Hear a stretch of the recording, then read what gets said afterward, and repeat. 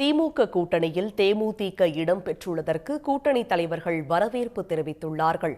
இதை அதிமுக, பாஜக விமர்சித்துள்ள நிலையில் அவர்களின் சதிகார பிரித்தாளும் அரசியல் தமிழ்நாட்டில் தோல்வியடைந்துள்ளதாகவும் அவர்கள் சாடியுள்ளனர். நிச்சயமாக மதச்சார்பற்ற முற்போக்கு கூட்டணிக்கு தேசிய முற்போக்கு திராவிட முன்னேற்ற கழகத்துடைய கூட்டணி மிகப்பெரிய ஒரு பலமாக இருக்கும்.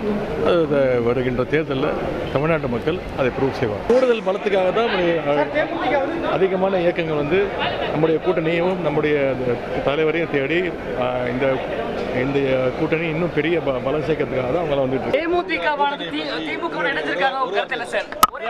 அந்தந்த கட்சியினுடைய தலைவருடைய விருப்பங்க. இது ஒரு நேச்சுரல் அலைன்ஸ், ஐடியாலஜிக்கல் அலைன்ஸ், சித்தாந்தத்தின் ரீதியாகவும் இயற்கை வடிவமாகவும் இந்த கூட்டணி இருக்கிறது. ஆகவே இந்த கூட்டணி மேலும் மேலும் வலிமை பெற்று கொண்டு இருக்கிறது. இதை வரவேற்கிறோம்.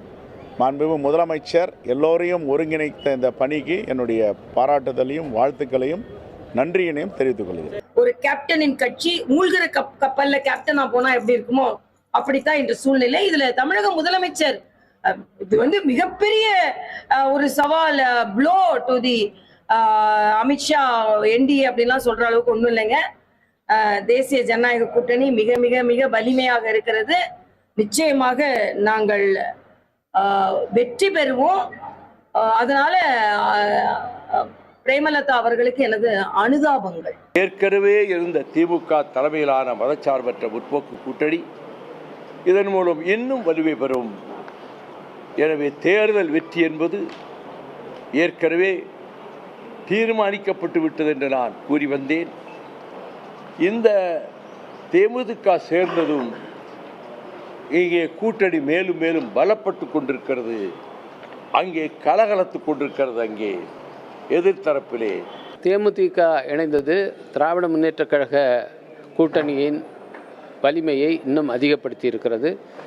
ஏற்கனவே இந்த கூட்டணி தான் வெல்லும் என்பதை பாஜக ஆதரவு ஊடகங்கள் கூட கருத்து கணிப்புகளை சொன்னார்கள்.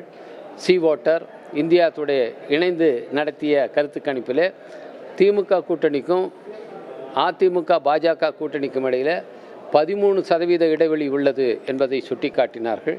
இன்றைக்கு தேமுதிகவும் இங்கே வந்திருப்பதால் அந்த இடைவெளி இன்னும் அதிகரிக்கும். நம்முடைய முதலமைச்சர் அவர்கள் சொல்வது போல 200 இடங்களுக்கு மேல் இந்த கூட்டணி கைப்பற்றும்.